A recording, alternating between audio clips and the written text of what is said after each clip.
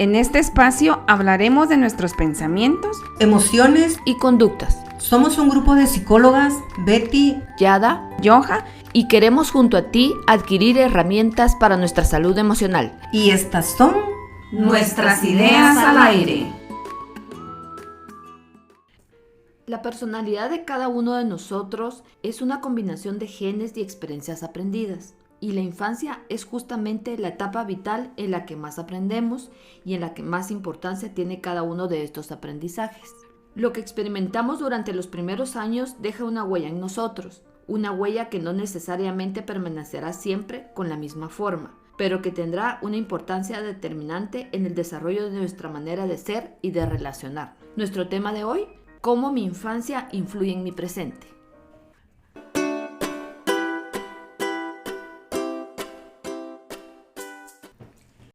Las personas aprendemos a interpretar el mundo que nos rodea en nuestros primeros años de vida. Esta particular interpretación de la realidad está influenciada por nuestro entorno, la familia, las creencias, el contexto socioeconómico y cultural y los acontecimientos vitales. Todos tenemos un pasado y aunque ya pasó, las experiencias vividas en la infancia marcan nuestra personalidad dejando su huella en él.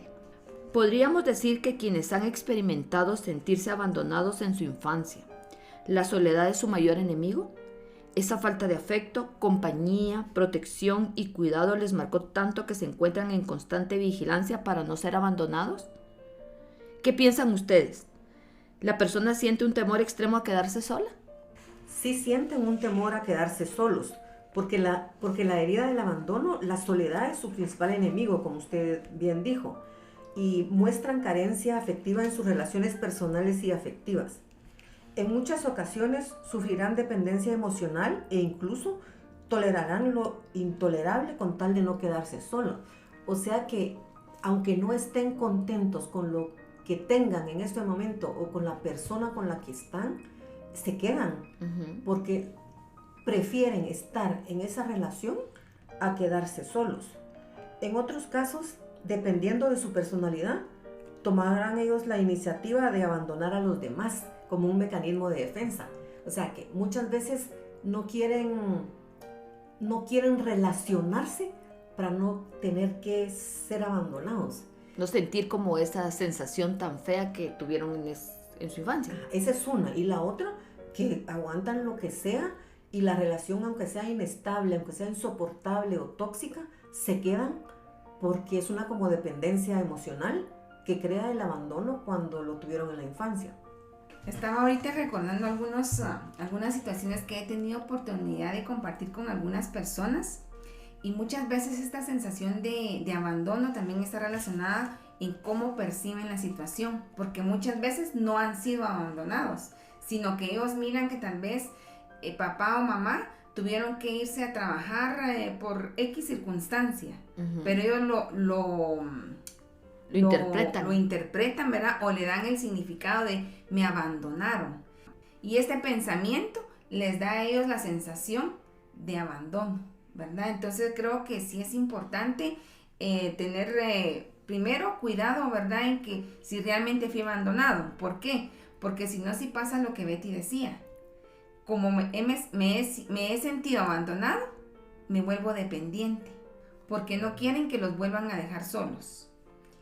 Pero acá hay que trabajar al niño interior que todos llevamos dentro, porque el que tiene ese pensamiento de que nos van a abandonar es el niño que no trabajamos, no el adulto.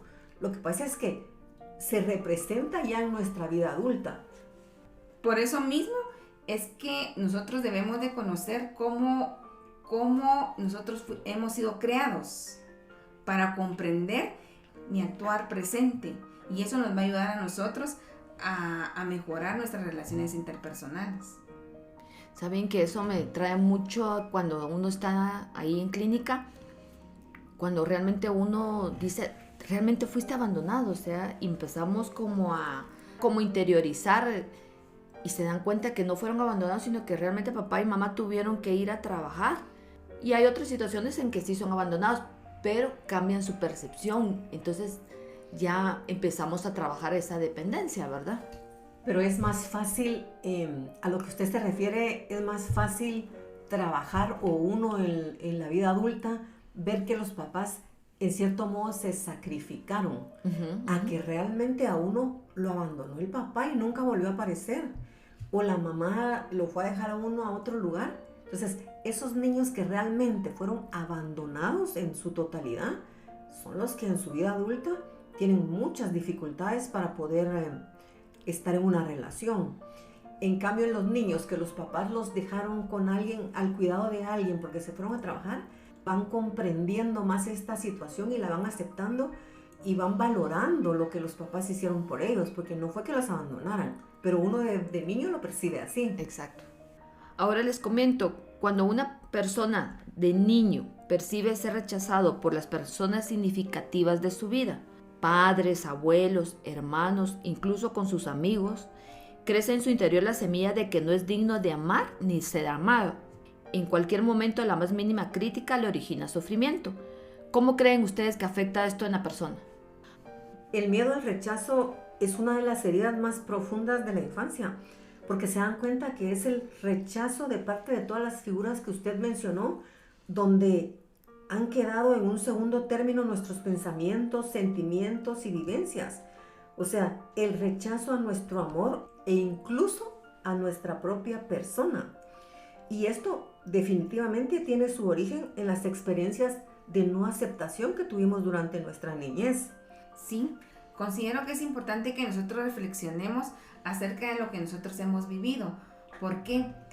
Al escuchar esto de este sentimiento de humillación, el nivel adecuado que tenemos nosotros con respecto a nuestra autoestima está muy relacionado con estas situaciones. ¿Por qué? Porque esto en algún momento de nuestra vida llega a sentirnos desvalorizados. Creo que nos da la sensación de no valgo. Y esto nos puede afectar de manera negativa en cada una de las situaciones que nosotros realicemos en nuestra vida. Cuando somos adultos, parte de sanar es empezar a valorarnos y a reconocernos y trabajar todas esas inseguridades para ganar mayor confianza en nosotros mismos y comenzar poco a poco a sentirnos más capaces. Es necesario que nos conozcamos, que nos respetemos y que nos querramos. Lo que decías, Betty, realmente es bien importante porque cuando tú aprendes a valorarte, dejas de sentirte menospreciado. Cuando la persona no trabaja esa parte de valorizarse, se retrae. Entonces prefiere quedarse callado, no dice nada, con tal de que, según él, las demás personas no lo aprueben. Entonces el hecho de quedarse callado, piensa que ahí todo mundo lo va a apreciar, ¿verdad? Y ahí está equivocado.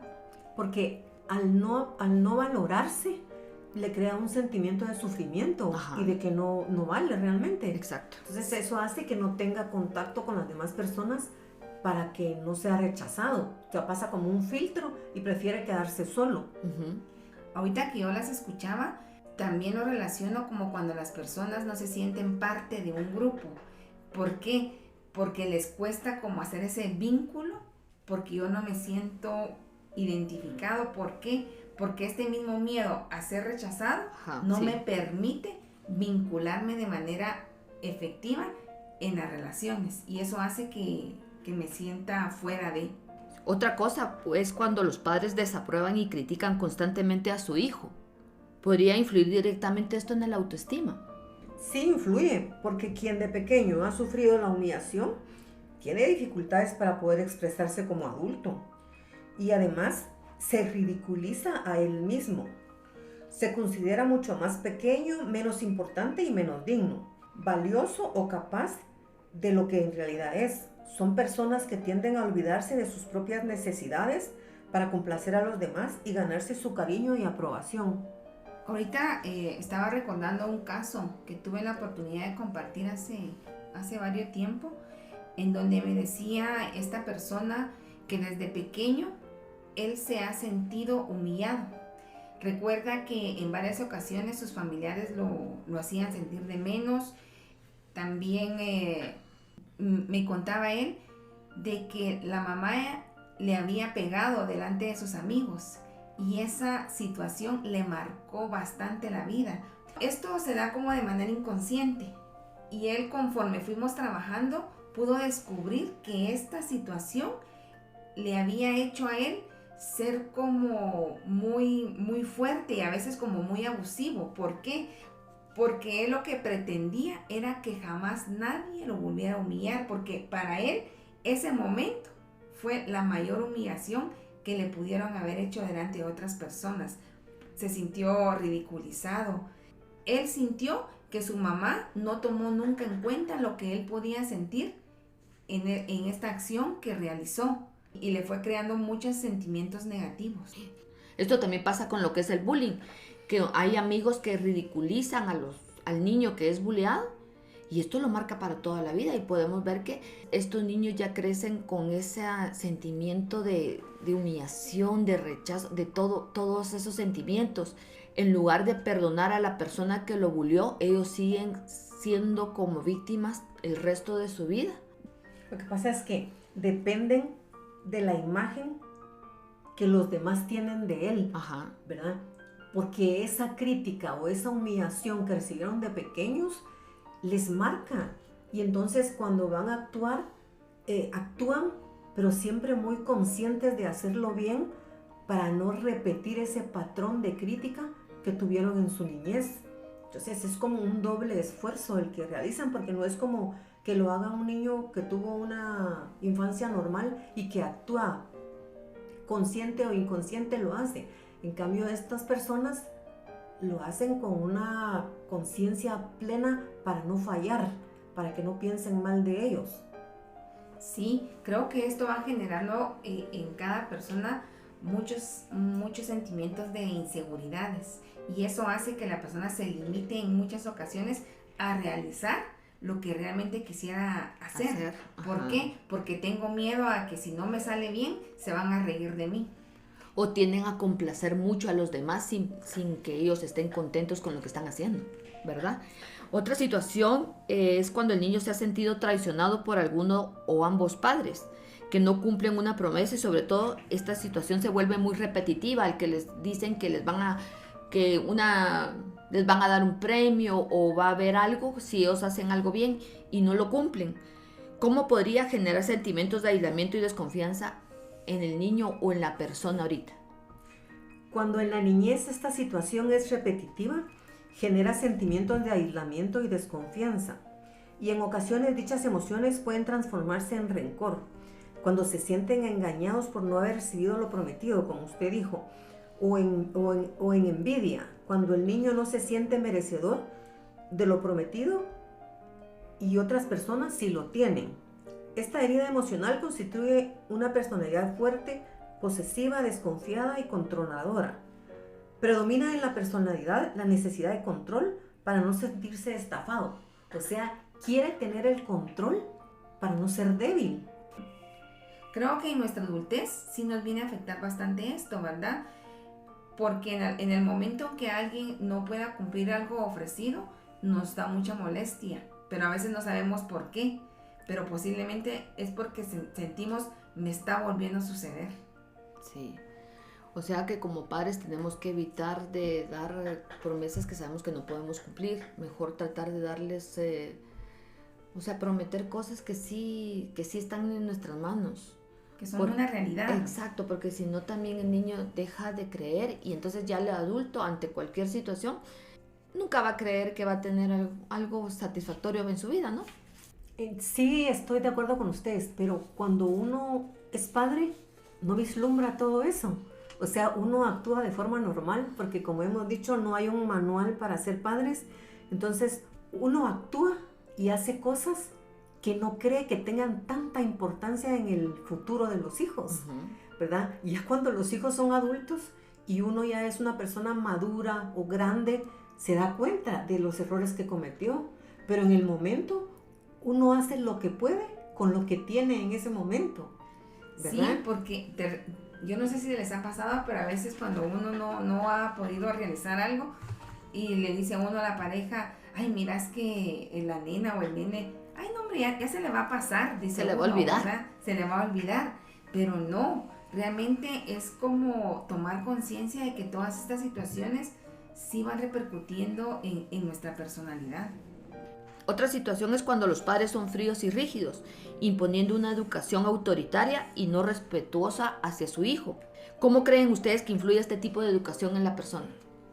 Este tipo de educación que dijo Yada genera adultos rígidos, que no son capaces de negociar ni de mantener un diálogo con opiniones diversas. O sea, no pueden, no son capaces de tener una conversación donde cada quien tenga opinión diferente, en lo que quieren mantener el control. Fíjate, Betty, que eso sí son capaces. El problema es que se exigen mucho a sí mismos, porque ellos siempre han querido llenar las expectativas de los papás y nunca, ya como adultos, están contentos con lo que hacen. Siempre se exigen más y más y más.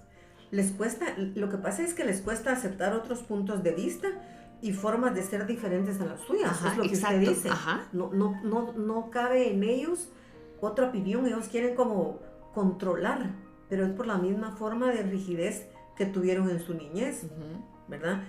También dan mucha importancia a las creencias y a los valores, y así es como expresan sus opiniones y sus juicios morales. Los expresan como verdades absolutas, es lo que usted decía. Sí. Exacto. Sí, cuando uno crece en un ambiente que es muy autoritario, todas las cosas son impuestas. ¿Y eso qué hace? Que nosotros demos por hecho que las cosas siempre son así, porque nosotros así hemos vivido. Si papá decía, esto es azul, era porque así tenía que ser. Y esto provoca que a la hora de relacionarme, yo deje de tomar en cuenta el punto de vista del otro. ¿Por qué? Porque yo siempre quiero hacer las cosas a mi modo. Lo que pasa es que se empieza a formar una personalidad perfeccionista. Ese pensamiento o es negro o es blanco. Ajá. Y no se dan cuenta que entre el negro y el blanco hay un montón de grises, un montón de gamas, que pueden haber otras opciones, ¿no? Otras características que estas personas desarrollan como resultado de haber sido criados en un ambiente muy autoritario es que siempre quieren mostrarse ser fuertes, nunca quieren demostrar sus debilidades, porque todo esto lo relacionan con incapacidades, ¿verdad? Entonces es importante tener en cuenta. También nos gusta tener como todo previsto, porque andamos buscando que nada se salga de control. O sea, sería estar siempre en su zona de confort. Pues no tanto en su zona de confort, sino que en su seguridad. Ajá. Todos en algún momento de nuestra niñez pasamos por alguna de estas formas de crianza que nos afecta en la vida adulta. Pero creo que no, a veces decimos por qué actuamos como actuamos, pero no podemos llegar al interior de nuestro niño para saber por qué. Por eso es importante la terapia, porque ese acompañamiento nos ayuda a determinar qué es lo que está provocando en nosotros actuar como actuamos. ¿Qué creen? Ahora te pregunto, ¿qué herramienta dejarías tú para lograr trabajar esto? Pues a mí me gustaría como dejarles que podemos cambiar la imagen mental que tenemos de nosotros mismos, la forma en que pienso, cómo me evalúo, cómo me percibo de una manera consciente. Y la forma de hacerlo podría ser cambiar mis hábitos, cambiar mi diálogo interno, cambiar mi sistema de creencias. Porque a veces nuestro diálogo interno es no puedo, no soy capaz, no valgo. Entonces, ese diálogo interno negativo, poderlo transformar en positivo. O sea, no es fácil, no es rápido, pero sí se puede. Las creencias que nosotros traemos desde niños también son fuertes. Entonces, ir cambiando esas creencias para ser nosotros adultos sanos mentalmente y más productivos y con más paz interior. ¿Y usted, Joha, qué dejaría como herramienta? Bueno, considero que cuando uno tiene una situación de estas, normalmente no nos damos cuenta de ellas. Entonces es importante que nosotros busquemos un acompañamiento psicológico para poder ayudar a lograr identificar qué aspectos me gustaría cambiar, el porqué de mis comportamientos, ¿verdad? Y esto nos va a ayudar a llegar a la aceptación de todo lo que nosotros somos como personas. Yo por mi parte les dejo que primero tenemos que aprender a reconocer qué es lo que nos está pasando como personas para saber qué hay en nuestro interior. Siendo responsables de tu presente, tu pasado no te determina. Valórate y reconoce tus aciertos, aprende a estar en paz contigo mismo, disfrutando de tu compañía. Siéntete digno y merecedora, sé flexible y humilde y sobre todo trabaja tu tolerancia y paciencia. Nuestra frase de hoy: no soy lo que me pasó, soy lo que elijo ser. Carl Jung. Síguenos en redes sociales, Facebook, Instagram y Spotify como Nuestras Ideas al Aire.